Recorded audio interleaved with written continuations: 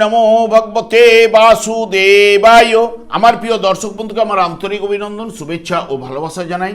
আমি আশা করি অনাদির আদি গোবিন্দের অশেষ করুণায় আপনারা সকলেই কুশল আছেন। আজ আপনাদের কাছে যে বিষয়টি নিয়ে আলোচনা করতে চলেছি, মঙ্গলের প্রবেশ নিজ রাশিতে অর্থাৎ মেষ রাশিতে 11ই মে 2026 থেকে 21শে জুন 2026 পর্যন্ত অবস্থান করবে এবং 3টি নক্ষত্রের মাধ্যমে রাশিটি অতিক্রান্ত করবে। তাই সিংহ রাশি বা সিংহ লগ্নের জাতক জাতিকারা আপনারা কেমন ফল পেতে চলেছেন তা আমি আচার্য কমল শাস্ত্রী আপনাদের কাছে এই ভিডিওতে বিস্তারিতভাবে আলোচনা করব। ধৈর্য সহকারে আপনারা ভিডিওটি দেখবেন।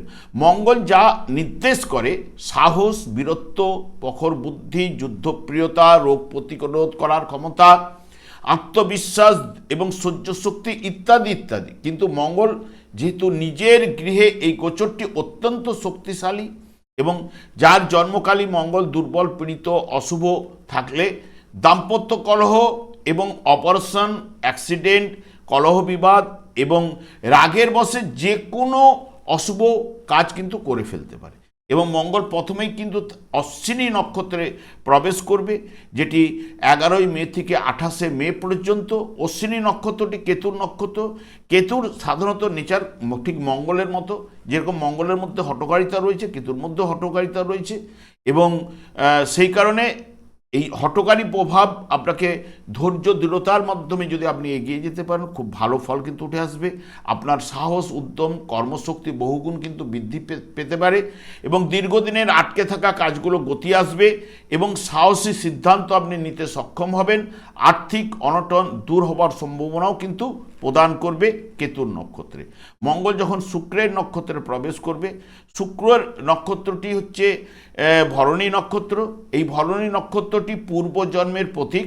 তাই এই সময় নতুন প্রচেষ্টা বা পরিকল্পনা শুরু করার জন্য খুব আদর্শ সময় এবং সৃজনশীল শক্তি এবং মঙ্গলের কর্মদক্ষতা মিলে বড় কোনো লক্ষ্য অর্জনের সাহায্য কিন্তু প্রদান করতে পারে। প্রভাব প্রতিপত্তি, আর্থিক উন্নতি, ব্যবসায়ী মানসিকতা এই জায়গায় ঠিক প্রদান করবে ভরণী নক্ষত্রে। কৃত্তিকা নক্ষত্রে যখন প্রবেশ করবে, কৃত্তিকা নক্ষত্রটি হচ্ছে রবির নক্ষত্র, যেটি 17ই জুন থেকে 21শে জুন। কৃত্তিকার মধ্যে দহন এবং বিশুদ্ধকরণের প্রতীক বা এই নক্ষত্রের মধ্যে একটু জ্বালাময়তা রয়েছে। তাই প্রশাসনিক ও নেতৃত্ব ক্ষমতা এবং সরকারি কাজে বা রাজনীতির সঙ্গে যুক্ত ব্যক্তিদের শুভ সময় হয়ে উঠতে পারে এবং আত্মবিশ্বাস ও দৃঢ় প্রতিজ্ঞ হয়ে উঠবেন ঠিক এই সময়ে, যেটি কৃত্তিকা নক্ষত্রে। বর্তমানে দেখুন, যেহেতু সিংহ রাশি বা সিংহ লগ্নের ঠিক নবম ভাবে অর্থাৎ ভাগ্যভাব বলা হয়, এটাকে পিতৃভাব বলা হয়, উচ্চশিক্ষার ভাব বলা হয়, গবেষণার ভাব বলা হয়, ইত্যাদি ইত্যাদি এই নবম ভাব থেকে বিচার্য।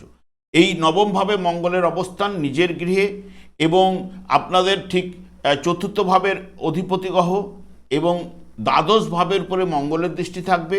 আপনাদের তৃতীয় চতুর্থ ভাবের উপরে মঙ্গলের দৃষ্টি কিন্তু থাকবে এবং যেহেতু অশ্বিনী নক্ষত্রের অধিপতি গ্রহ কেতু আপনাদের রাশিভাবেই অবস্থান করবে, যেটি সিংহ রাশির জন্য ভাগ্যভাবে, যা আধ্যাত্মিক চিন্তা ও ভাগ্য উন্নতির কিন্তু সাহায্য করবে এই মঙ্গল কেতুর নক্ষত্রে।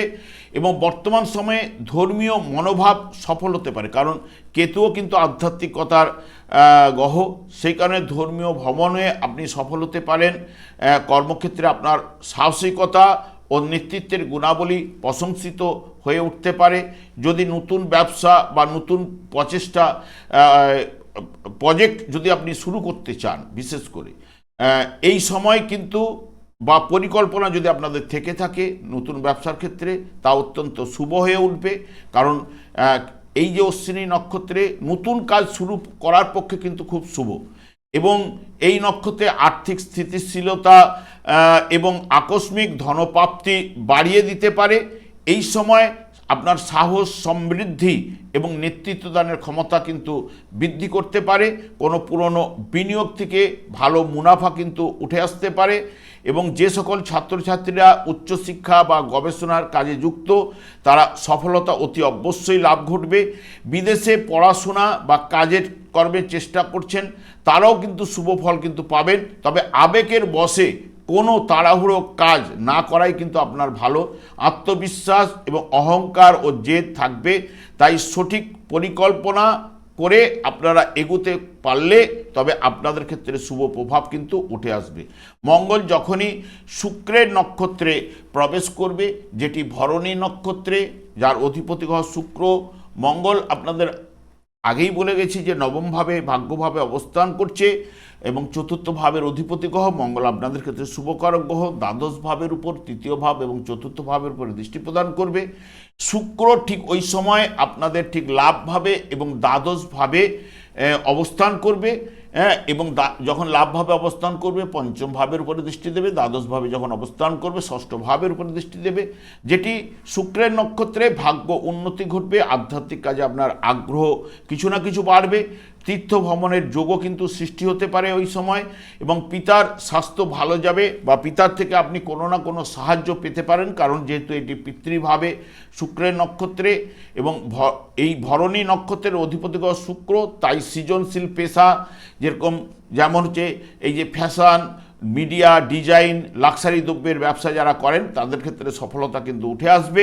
কর্মক্ষেত্রে নতুন আইডিয়ায় আপনি প্রশংসিত হতে পারেন এবং আর্থিক দিকে সফলতা আসবে। পুরনো বিনিয়োগ বা পৈতৃক সম্পত্তি থেকে আপনি লাভবান হতে পারেন। তবে শুক্র হচ্ছে বিলাসবহুল দ্রব্যের কেনাকাটায় অর্থ ব্যয় কিন্তু আপনাকে ঘটাতে পারে এবং বিলাসিতার কারণে ঘর সাজানো ইত্যাদি ইত্যাদির কারণে কিন্তু আপনাদের ব্যয় কিন্তু নিয়ে আসতে পারে। তবে প্রেমে রোমান্টিক সম্পর্ক থাকলেও যেহেতু মঙ্গলের সংযোগ থাকছে সেই কারণে কিছু না কিছু মতান্তর ঘটতে পারে।